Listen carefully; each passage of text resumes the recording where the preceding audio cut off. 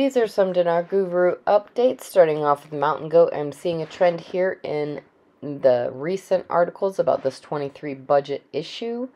They keep talking in the same articles about also the dinar and changing the exchange rate. Could this be they want the budget and the cost of doing the project to delete the zeros, then reinstate it? They will have to move with urgency to meet the January target for the best time to RV. By the way, the December 2020 devaluation did not occur until January of 21. They only approved the devaluation in December, so go figure. They took the best window of time to do it, as the CBI has said all along that January is the best time for accounting reasons. Mark Z via PDK, the member comment, the GOI has no say in exchange rates, strictly CBI. Mark Z says, yes, in Iraq, minister after minister have told us that. It's up to the CBI now. Frank26 question, why are bankers saying revalue this week? Do you not agree? Frank says, I don't know any bankers that are saying they are going to revalue anything this week. Bankers are very anal. This is very stoic. They're very centered. You go up and ask Wells Fargo. No, that's their policy. They will never say anything. If they telegraph, the whole bank gets shut down. Ask Martha Stewart.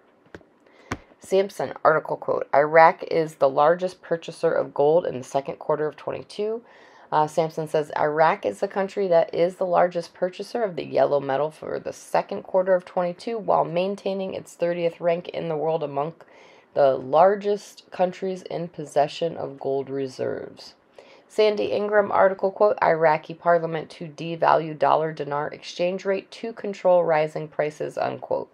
Sandy says the Iraqi parliament is pushing the Central Bank of Iraq to revalue the U.S. dollar to curb inflation. So far, the Central Bank of Iraq has said nothing. Nader from the Mideast says the latest news, the dinar sales have gone down since 2 years. It's getting good. I think a lot of news is going to come out this week. Mark Z via PDK, quiet on the R-free and bond front. In an article this weekend, the new Iraqi government will seek legitimacy through populist policies. What is the most populist policy in Iraq? The restoration of the dinar value. They want their value back. Pimpy says, like most elections, everybody talks a good talk, but not very many people could walk the walk. I am still impressed with the fact that they are not interested in making Maliki the vice president. I'm not sure if they're just going to shut him out altogether. That remains to be seen, and it appears al-Sadini does not plan on changing the path away from the white papers, but instead continue to follow down that path. Let's keep our fingers crossed and see how everything works out. Militiaman article quote, planning announces the start of preparing the 23 budget. They say there will be many considerations, including changing the situation and the government. These two items are clearly CBI and GOI related. They will adjust the figures in the budget to reflect exchange rate changes. Fairly simple.